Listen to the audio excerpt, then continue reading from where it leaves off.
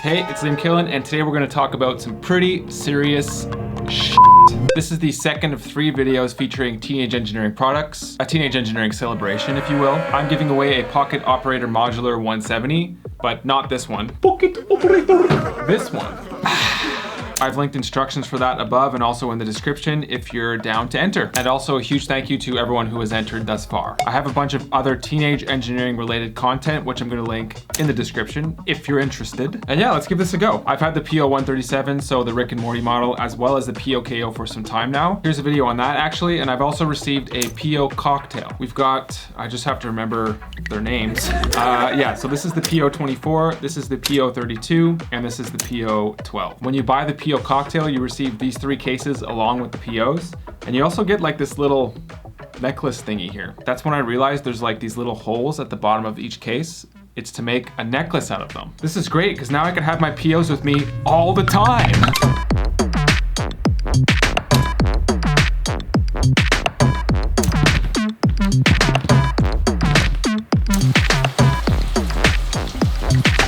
I would say that each of these POs separately are quite limited, but when you combine them together as a cocktail, they sound really great. First, we'll take a quick look at what this whole cocktail comes with. I filmed like an unboxing part. This, the ultimate PO cocktail 3-in-1. I like the design of the box. It looks like a pocket operator. You could like carry it around. It's kind of cute. Okay, let's open it. Ooh, cherry up, it's happy hour. Very nice. Whoa, 6? I thought the cocktail was 3. Oh, it's it's cases. So 3 cases, 3 pocket operators. Yeah, that's great. Love it. Great, so we have the PO32, the tonic. We have the PO24, which is the office.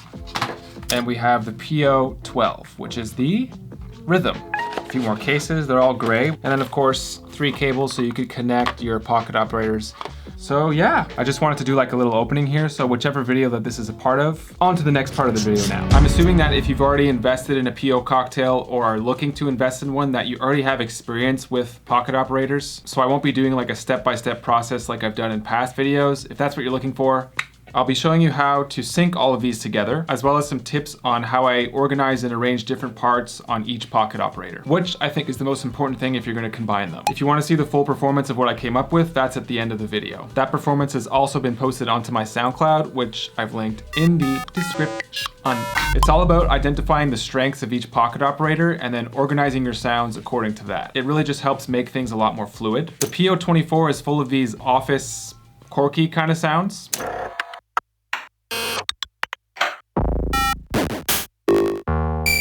This melodic sound stood out to me right away as something I could use as a melody. And of course you have the option of pitching it.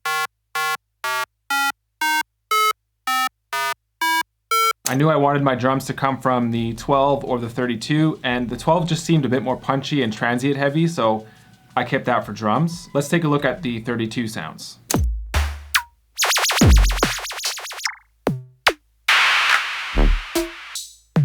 This tone here stood out as something that could be used as a bass tone, and so all the other parts of this pocket operator sort of revolved around that. And of course the option to automate or change the pitch. I did add some other percussive parts to the PO32, but I generally stayed away from things that were too transient heavy. Like I said, I left the hard-hitting drums to the PO12. Anything electronic, house, EDM kind of stuff, it fits in perfectly for that. Let's hear it.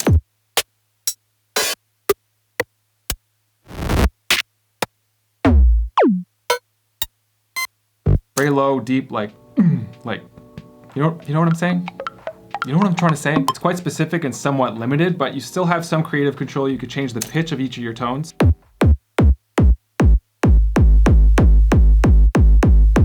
It's your choice to order these any way that you want. The important thing is that you organize them by either instrument or transients. That way you just know what you're getting with each PO and it doesn't sound too cluttered. Okay, next we're gonna sync these up. We're gonna hit these 2 buttons. This one is solo, I believe, if you don't have a case, and this one is tempo. You could change the sync here. So I chose sync 1 for the first one, sync 5 for the 32, and sync 4 for the 12. Sync 1 is like the brain of this whole operation, so these 2 rely on this one to sound. Hit play on each of these and you'll see the play icon pop up. Now if you hit play, they're all gonna play at the same time.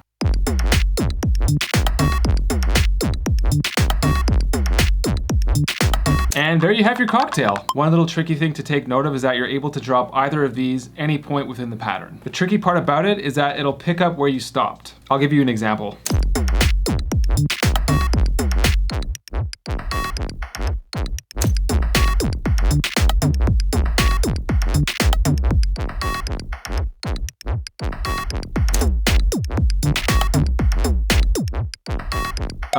So obviously that could really mess up your performance, so I just try to stop it on beat 1 so that when I pick it up again, it starts on beat 1. Let's look at mixing the volume of these. So to change the volume, you just hit the tempo button. Let's put them all at full blast.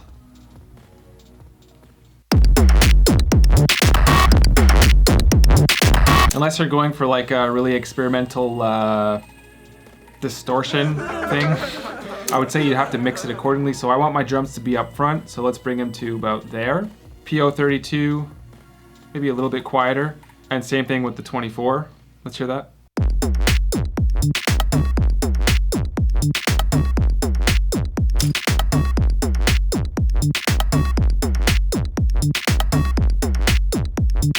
Yeah, make sure you take the time to do that, because if the levels are off, it really messes up the whole performance. Music, it's important. So that's simple enough. That's pretty much it for the setup. I'm gonna give you some performance tips now. We're mainly just gonna focus on how to use the effects within performance. Just like everything else in music and life, there are no rules when it comes to this. It really just comes down to figuring out which effects you like best and experimenting with them. Maybe just one effects.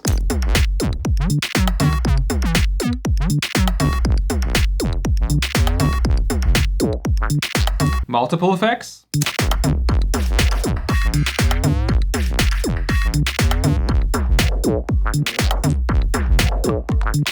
The one tricky thing about the 24 and the 12 is that when you add effects to them, they get recorded into the track. I'll show you what I mean.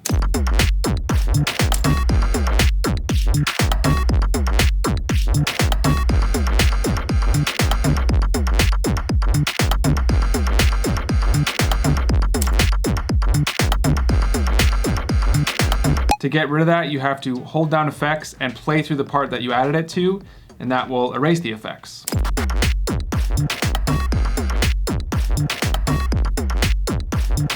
Unfortunately, there's no instrument or synth that's completely perfect. That's just something you have to pay attention to. It feels like a bit of flaw, especially when you're trying to perform something. Nothing's perfect, right? And so that's about all the tips and tricks that I have for you today. This concludes our PO Cocktail Madness video. Don't leave yet though, stick around to the end to check out the full performance. Thank you guys so much for watching. Hit the subscribe button if you haven't already. It would be great to have you guys or girls on board. So this is the second of 3 videos in the Pocket Operator Modular 170 giveaway. The third and last video will be out next week, so stay tuned for that. See you next time.